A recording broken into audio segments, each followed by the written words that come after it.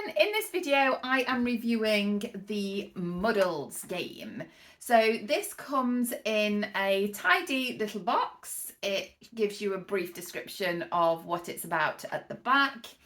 It is for ages 6+ and for 2 to 4 players.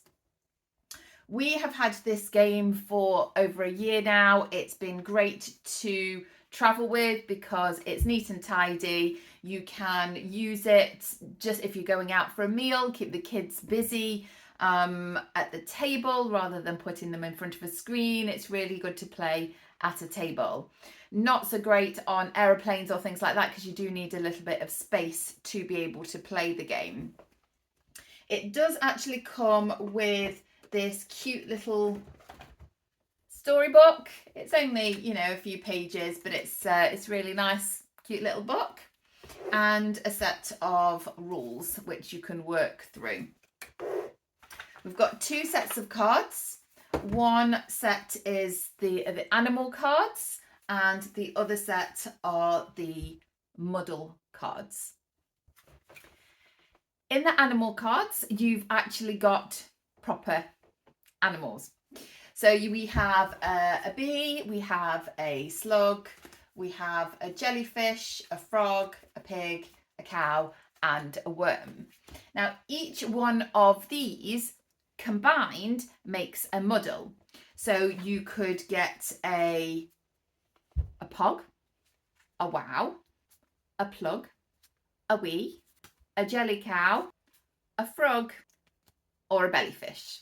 And each one of these, as you can see, has got points at the bottom of them. And what you're trying to do is you're trying to create as many muddles as you can with the animal cards that you have in your hand. And each one of these is worth a point, and you count up the points at the end to see who wins. Now, with each of these, it's really useful because you've actually got how to make each of these muddles right at the bottom. So with the bee, you can either combine it with a jellyfish and you will then get a bellyfish, or you could combine the bee with a worm and end up with a wee. To play this game, each one of these cards is placed face up in this order, and 1, 2, 3, 4, 5, 6, 7, 8 muddle cards are then dealt, which are then turned over and dealt to each. The rest of these go back into the box.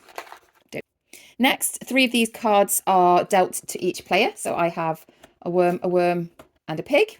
And the other person has a pig, a cow, and a frog. Now, I can't make a muddle with any one of these hands. So I'm going to choose to discard my pig and replace it with another card.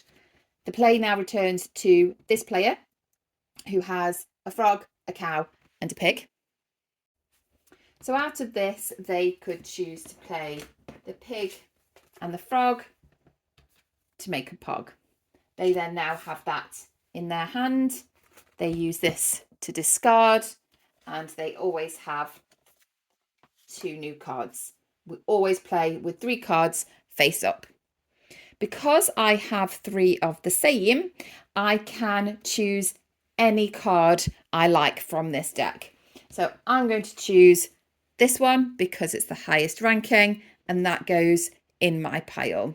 I would then discard all of these and deal myself 3 new cards. This player would then probably choose to do a jelly cow and have that as part of their pile.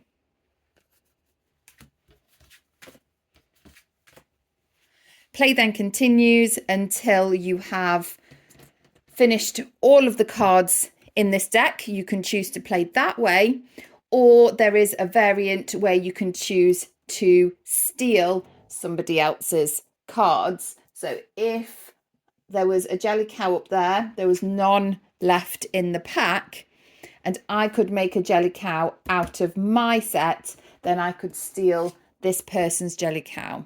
Now, I can only do that if it's at the top of their deck. So in conclusion, if you are looking for a nice little portable game that anybody can play, even my 11-year-old still loves to play this, then this is the game for you.